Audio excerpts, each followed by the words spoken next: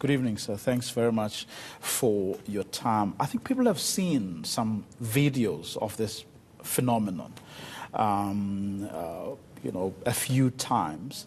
But how exactly, do these people ensure that at the end of the day they do actually get what they want? From the videos that I've seen them like walking into a council meeting or a tender like briefing, making a lot of noise, but that's as far as I have seen it. How do they ensure that at the end of the day they do actually get what they want?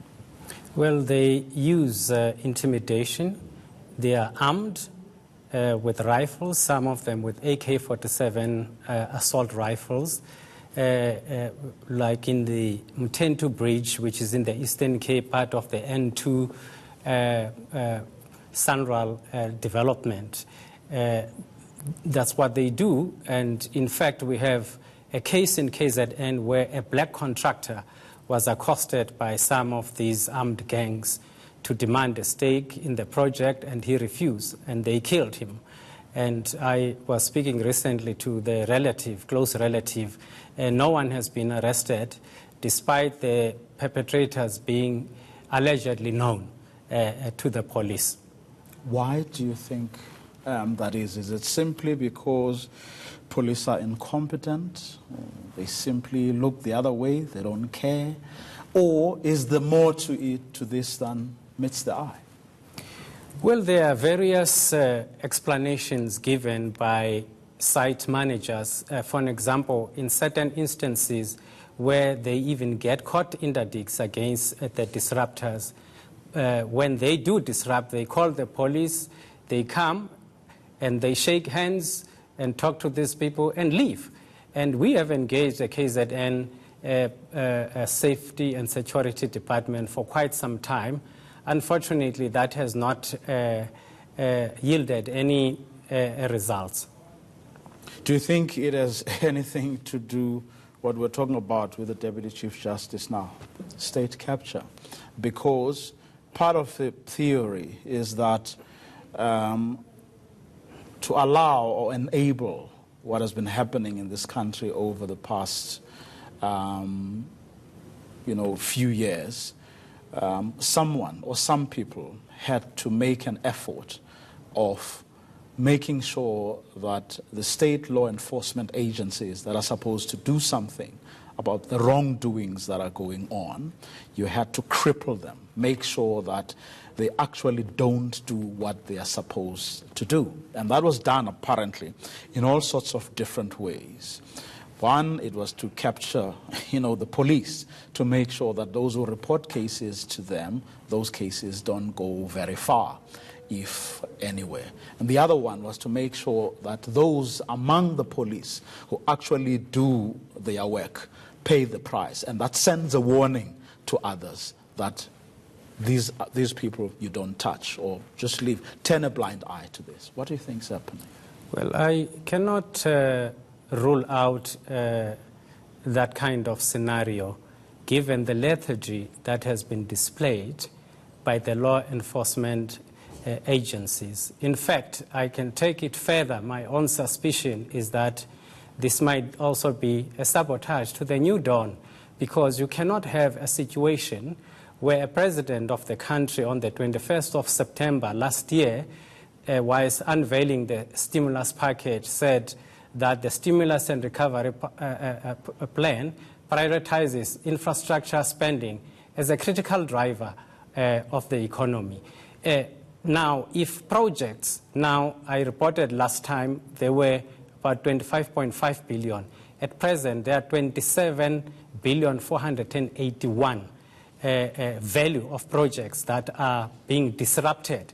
The economy is at a standstill. There's no economic activity. It means that the taxes will not be collected from pay-as-you-earn, from corporate tax, and from the buying power of those who have disposable income to buy there. So we'll not reach even the ambitions of tax collections, because nearly 30 billion rand, we are estimating that could be double. We're still counting, other companies are still reporting.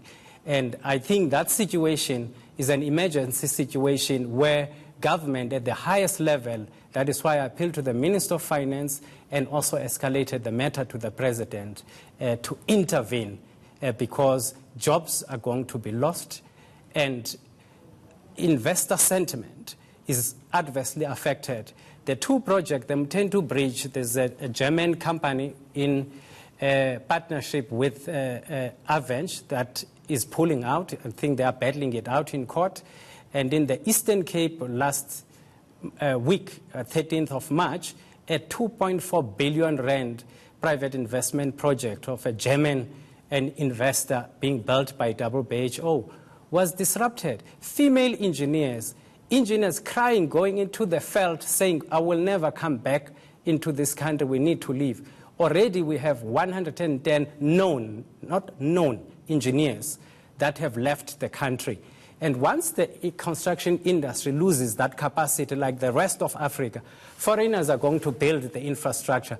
Those engineers are going to come back here with foreign companies that double the cost because we'll not have that capacity to build the infrastructure in the country.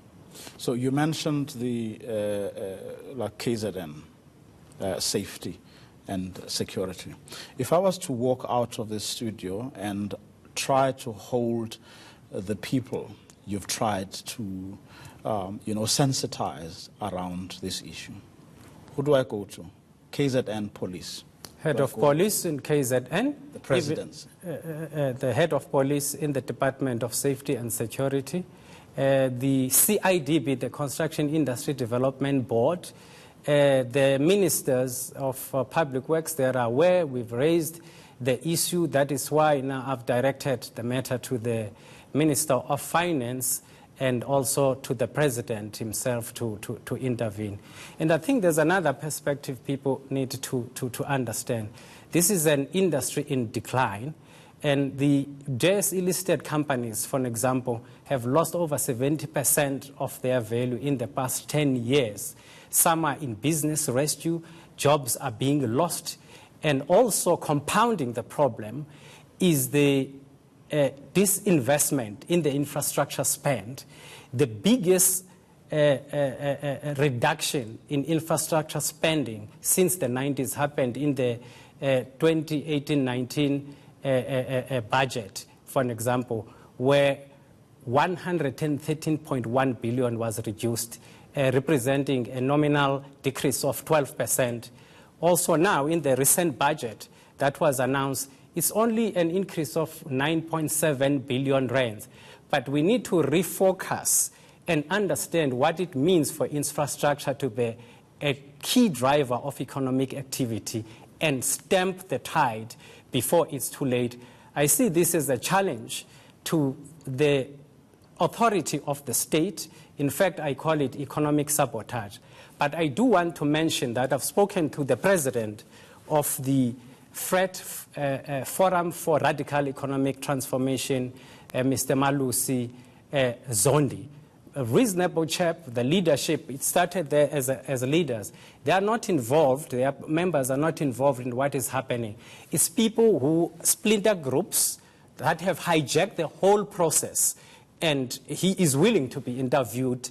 They distance themselves from the gruesome pictures that we have seen there. Lawlessness has settled in. The rule of law is not working. Law enforcement agencies are incapacitated. And we have to ask the question, why? That we'll try and ask. And thanks very much for coming through this evening. South African Forum of Civil Engineering Contractors Chief Executive, Webster Mfebe.